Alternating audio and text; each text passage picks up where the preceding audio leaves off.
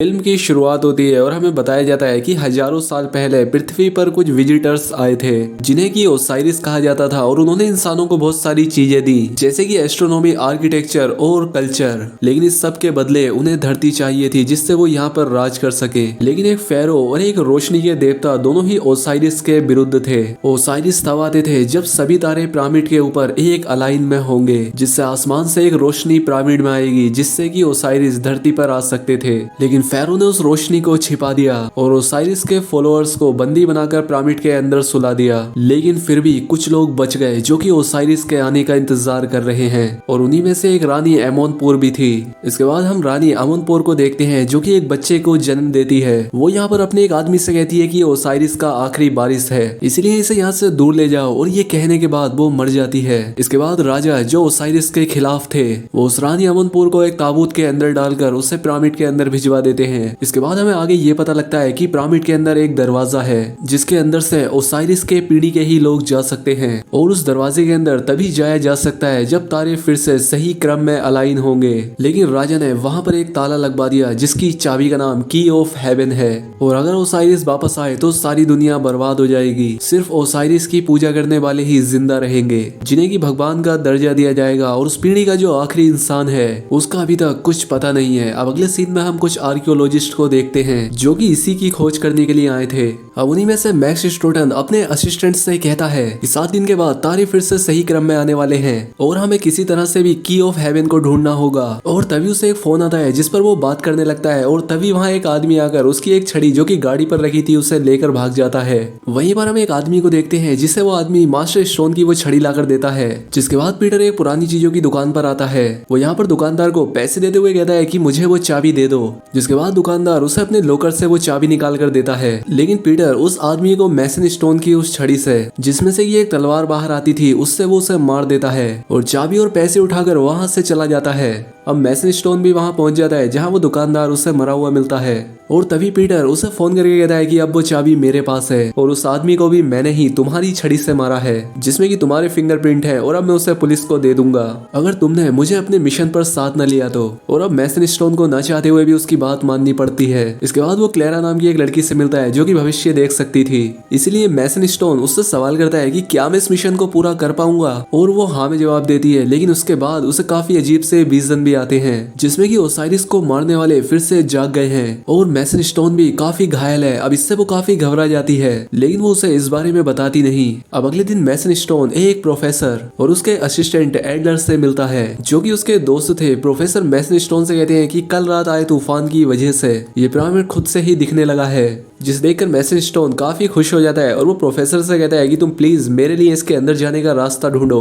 जिस पर वो कहता है कि मैंने काम शुरू कर दिया है। जिसके बाद मैसन स्टोन अपनी असिस्टेंट से कहता है कि मेरी बेटी सैरा को लंदन से यहाँ बुलाओ। जिसके बाद वो वहां से चला जाता है। खैर अब रात को जब प्रोफेसर पिरामिड के अंदर जाने का रास्ता ढूंढ रहे थे कि उनकी तबीयत खराब होने लगती है, और तभी एडलर वहां आकर उनसे कहता है कि आपकी तबीयत खराब हो गई है इसीलिए आपको घर जाना चाहिए। जिसके बाद वो उन्हें उनके घर लेकर आता है जहाँ पर एडलर उनसे सवाल करता है कि क्या हम इस मिशन को डिले नहीं कर सकते। जिस पर प्रोफेसर कहते हैं कि पिरामिड के अंदर तारों के अलाइनमेंट के समय ही जाना होगा, इसी वजह से मिशन को आगे नहीं बढ़ाया जा सकता। अब अगले दिन एडलर प्रोफेसर से मिलने के लिए उनके घर आता है, और अब उनकी तबीयत और बिगड़ चुकी थी। अब वो एडलर से कहते हैं कि मैं इस मिशन में नहीं जा सकता और इसीलिए अब तुम्हें जाना हुआ, क्योंकि मैंने पिछले 4 सालों में तुम्हें सब कुछ सिखा दिया है और मुझे तुमसे पूरी उम्मीद है। और अब एडलर भी उनकी बात मान जाता है। वही अगले सीन में सैरा लंदन से आकर अपने फादर मैसन स्टोन से मिलती है। दरअसल उसकी माँ की डेथ हो चुकी है और वो इस बात का पता लगाना चाहती थी कि उसकी माँ कैसे मरी। अब अगले दिन एडलर सैरा से मिलता है जो कि उससे प्रोफेसर के बारे में पूछती है, जिस पर वो कहता है कि उनकी तबीयत खराब है और वो हॉस्पिटल में है, इसलिए उन्होंने ये मिशन मुझे सौंपा है। जिस पर सैरा कहती है कि हमें इस मिशन पर एक्सपर्ट चाहिए जो कि प्रोफेसर ही है, और मुझे नहीं लगता कि शायद तुम्हें कुछ आता भी होगा। उसकी ये बात एडलर को अच्छी नहीं लगती। खैर अब सैरा मैसन स्टोन से कहती है कि प्रोफेसर इस मिशन पर नहीं आ रहे हैं, इसीलिए उन्होंने अपने असिस्टेंट को भेजा है जिसे मैंने बुरा भला कहकर भगा दिया। ये बात सुनकर मैसन स्टोन तुरंत उठता है और सैरा से कहता है कि उससे माफी मांगो, और उसे उसे यहाँ बुलाओ क्योंकि हमें उसकी जरूरत है। इसीलिए सैरा उसे फोन करके माफी मांगती है और वापस आने के लिए कहती है और इसलिए वो मान जाता है। खैर अब सभी लोग जो मिशन पर जाने वाले थे वो मिलते हैं और यहाँ पर रोहित भी आता है जो कि प्राचीन चीजों को पहचानने में एक्सपर्ट था, जो कि दरअसल भारत से था। अब इसके बाद ये सभी लोग पिरामिड के पास आ जाते हैं जहाँ पर यहाँ एक लोकल आदमी शाहिद और कुछ सोल्जर्स भी थे जो कि अंदर जाकर रास्ता ढूंढेंगे। अब इसीलिए ये लोग कल का इंतजार करते हैं क्योंकि तारों के अलाइनमेंट का दिन कल है। खैर अब अगले दिन ये सभी लोग पिरामिड के गेट के पास आते हैं। फिर यहाँ पर एडलर इन सभी लोगों को एक वार्निंग पढ़कर सुनाता है कि जो भी इस पिरामिड के अंदर जाने की कोशिश करेगा वो वापस नहीं आएगा, पर जो ओसाइरिस के पीढ़ी से होंगे उन्हें कुछ नहीं होगा। जिस पर मैसेज स्टोन कहता है कि मजाक अच्छा था। अब इसीलिए ये लोग बिना उस वार्निंग पर ध्यान दिए सोल्जर्स से पिरामिड की एक जगह को तोड़वा देते हैं और इसके बाद ये लोग अंदर जाते हैं। लेकिन अंदर जाने पर इन्हें एक और एंट्रेंस दिखाई देता है जो कि अंदर से बंद था, जिसे देखकर मैसेज स्टोन कहता है कि जिन लोगों ने इसे बनाया है उन लोगों ने इसे अंदर से बंद करके अंदर ही अपनी जान दे दी होगी। लेकिन ये उस सील को भी तोड़कर अंदर चले जाते हैं। यहाँ पर उन्हें कई सारे हॉर्नेट के छत्ते दिखाई देते हैं। यहाँ पर मैसेज स्टोन सोल्जर्स से उन्हें तोड़कर रास्ता बनाने के लिए कहता है और वो लोग ऐसा ही करते हैं, जिसके बाद कई सारे हॉर्नेट उन पर हमला करना शुरू कर देते हैं। इसीलिए ये सभी लोग वहाँ से दूर हट जाते हैं। लेकिन जो छत्तों को तोड़ रहा था उस पर ज्यादा हमला होने की वजह से उसकी डेथ हो जाती है और इनकी टीम का एक मेंबर एडम फायर गन से उन सभी हॉर्नेट को जलाकर इनके लिए रास्ता बनाता है, जिसके बाद ये लोग आगे बढ़ पाते हैं। अब आगे बढ़ने पर मैसेज स्टोन सभी से सावधान रहने के लिए कहता है क्योंकि आगे जाल बिछे हो सकते थे, इसीलिए संभाल कर कदम रखना। लेकिन तभी वहाँ पर पीटर को एक सोने का छोटा स्टैचू दिखाई देता है और अब जैसे ही वो सोने के छोटे स्टैचू को उठाता है, जिस जगह से ये लोग आए थे वो रास्ता बंद हो जाता है, जिससे इनका एक सोल्जर भी दबकर मारा जाता है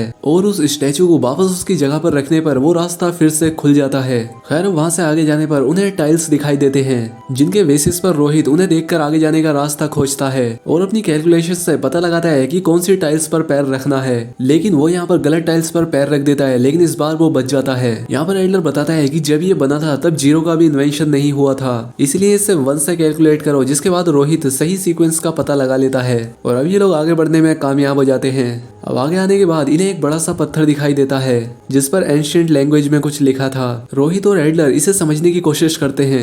एडलर कहता है कि जरूर इसके पीछे कोई रास्ता है और उस पत्थर को हटाते ही इन लोगों को सच में एक रास्ता दिखाई देता है, जिसके अंदर आने पर वो देखते हैं कि वो जगह काफी खूबसूरत है और यहाँ पर रानी एमोनपुर का वो ताबूत भी रखा था। लेकिन यहाँ पर बेवकूफ मैसन स्टोन उस ताबूत को खोलकर रानी मैसन स्टोन की मम्मी को निकाल कर बाहर फेंक देता है। ये देखकर सब हैरान हो जाते हैं, जिस पर मैसन स्टोन कहता है कि मुझे रानी एमोनपुर की कोई जरूरत नहीं है, मुझे ओसाइरिस का टेंपल चाहिए जो कि पिरामिड के भूल भुलैया के अंदर कहीं पर है। इसके बाद वो पीटर से की ऑफ हेवन मांगता है और इसके बाद उस चाबी को उस ताबूत में लगाता है, जिससे वहाँ पर एक रास्ता बन जाता है जिससे ये लोग आगे जाने लगते हैं। लेकिन सैरा को यहाँ पर डर लग रहा था, जिस पर एडलर उसे समझाता है, जिसके बाद सैरा आगे बढ़ने के लिए तैयार हो जाती है। मैसन स्टोन और पीटर को सबसे आखिर में रहने के लिए कहता है ताकि वो फिर से कोई गलती ना कर दे। लेकिन पीटर इस बात से गुस्सा होकर सबसे आगे बढ़ जाता है और आगे बढ़ते ही उसका पैर एक पत्थर पर पड़ जाता है, जिससे वहाँ का रास्ता सील हो जाता है और अब ये सभी लोग 3 ग्रुप्स में बढ़ जाते हैं। अब रोहित, शाहिद और एक सोल्जर नीचे उतर ही रहे होते हैं कि तभी एक अनजान चीज उस सोल्जर को ढकेल देती है, जिससे कि वो नीचे गिर जाता है। वहीं दूसरी तरफ एडलर भी एक सीक्रेट रास्ता ढूंढ लेता है, जिसके बाद वो सैरा और क्लेरा उस रास्ते से आगे बढ़ने लगते हैं और यहाँ आगे बढ़ने पर उन्हें उसी सोल्जर की बॉडी दिखाई देती है। अब देखते देखते बाकी लोग भी यहाँ पर पहुंच जाते हैं और अब आगे बढ़ते बढ़ते ये लोग एक ऐसी जगह पर पहुंच जाते हैं जहाँ पर की सभी ओसाइरिस को मारने वालों को रखा गया था, जो की यहाँ पर ममीफाइड होकर खड़े थे। क्लेरा यहाँ पर अब उन्हें एक खास जानकारी बताती है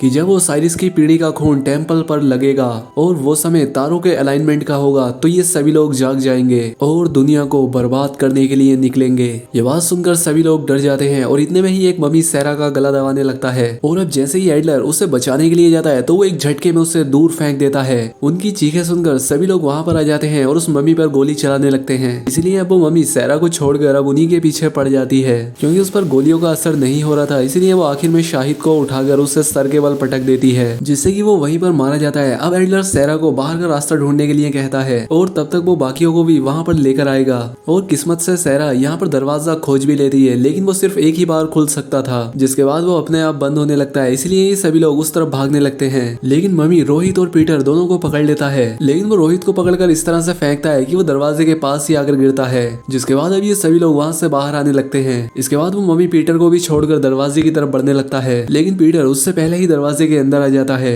जिसके बाद वो दरवाजा बंद हो जाता है। खैर अब आगे बढ़ने के बाद इन लोगों को ओसाइरस के टेम्पल का दरवाजा दिखाई देता है, इसीलिए मैसन स्टोन एडलर से दरवाजा खोलने को कहते हैं। लेकिन यहाँ पर एडलर उस दरवाजे पर लिखी भाषा को पढ़ता है, जिस पर लिखा होता है कि इस दरवाजे के अंदर सबसे पहला इंसान ओसाइरिस की पीढ़ी का ही जा सकता है, वरना ये पूरी जगह डिस्ट्रॉय हो जाएगी। अब यहाँ पर एडलर एक बटन को दबाकर पीछे हट जाता है, जिसके बाद मैसन स्टोन सैरा को एक खास जानकारी बताता है कि तुम्हारी माँ ओसाइरिस की पीढ़ी में से एक थी और तुम उसकी बेटी हो, यानी कि तुम भी ओसाइरिस की पीढ़ी से हो, और इसीलिए मैंने तुम्हें यहाँ बुलाया ताकि तुम पहले अंदर जा सको। ये सुनने के बाद सैरा बिना सोचे समझे आगे बढ़ती है, जिसके बाद एक जोरदार रोशनी के साथ दरवाजा अपने आप खुल जाता है और तभी इनके पास वो मम्मी भी पहुंच जाता है। इसीलिए अब ये सभी लोग दरवाजे के अंदर जाकर दरवाजा बंद कर देते हैं और अब इसके बाद इन्हें ओसाइरस का टेम्पल दिखाई देता है, जिसे देखकर रोहित कहता है कि किसी तरह का एनर्जी जनरेटर लग रहा है। यहाँ पर तभी एडम सैरा को पकड़ लेता है और उसे एक जगह पर बैठाकर उसका हाथ बांध देता है, जिसके बाद मैसन स्टोन रिवील करता है कि मैं सैरा का खून इस जगह पर गिराऊंगा,